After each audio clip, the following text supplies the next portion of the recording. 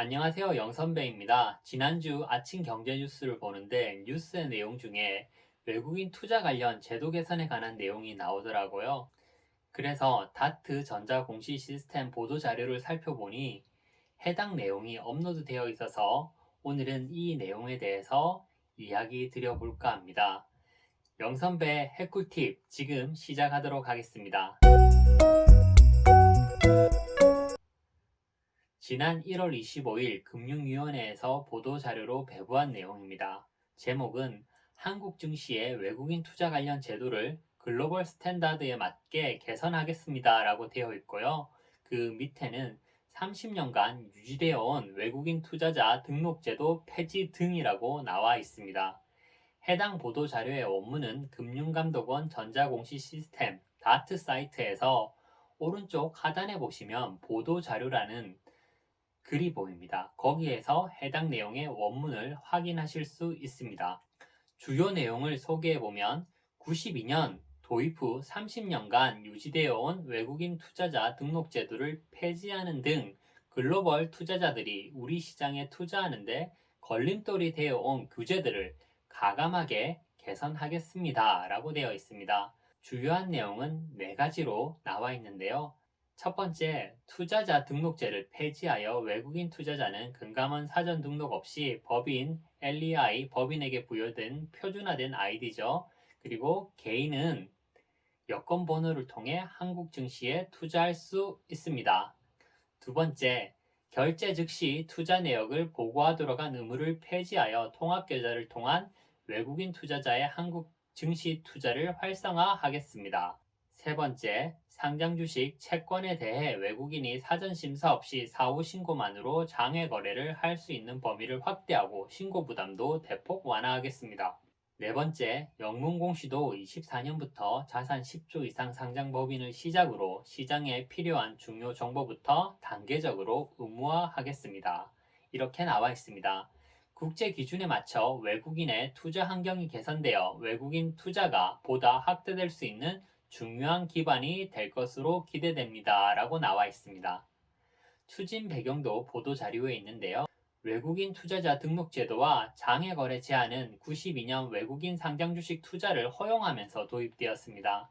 상장 주식에 대한 투자를 허용하는 대신 각 종목별로 외국인 전체 10%, 외국인 1인 3%라는 한도를 설정하고 이를 관리하기 위하여 외국인 투자자에게 사전 등록을 요구하고 장외 거래를 제한하였습니다. 일반 상장사에 대한 한도 제한이 98년 폐지되면서 현재 2,500여 개 상장사 중 기간 산업을 영위하는 33개 종목만 취득 한도가 제한됨에도 외국인 투자자 등록 제도 등은 약 30여 년간 특별한 변화 없이 유지되고 있습니다. 외국인 투자자의 거래 편의를 위해 17년도 본격 도입된 외국인 통합계좌도 활용도가 떨어져 계좌를 개설한 사례가 없습니다. 라고 나와 있습니다. 그리고 외국인이 우리 기업에 대해 투자 여부를 결정하는데 핵심 자료가 되는 영문공시도 아직 미흡한 수준입니다.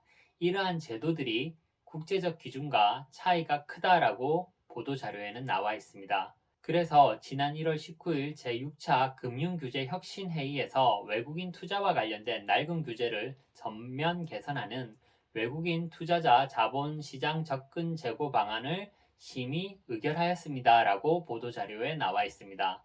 상세한 내용은 보도자료 원문을 보시면 좋을 듯 합니다. 전체 내용이 25페이지 정도 되는 내용이더라고요. 오래된 제도의 변화가 시장에 어떠한 영향으로 다가올지는 살펴보면 좋을 듯 합니다. 최근 삼성전자 및 주요 기업들의 주식을 외국인들이 순매수하고 있는 모습들이 보이던데요. 이러한 제도의 개선의 영향도 일정 부분 있는 것 같습니다. 외국인들의 한국 시장 접근성이 개선되는 내용인 듯 합니다. 영문 공시와 관련된 내용은 실무적으로 기업의 현장에 상당히 부담이 되는 내용이 될 수도 있을 것 같습니다. 24년부터 자산 10조 이상 상장 법인을 시작으로 단계적으로 의무화를 시작한다고 하는데요.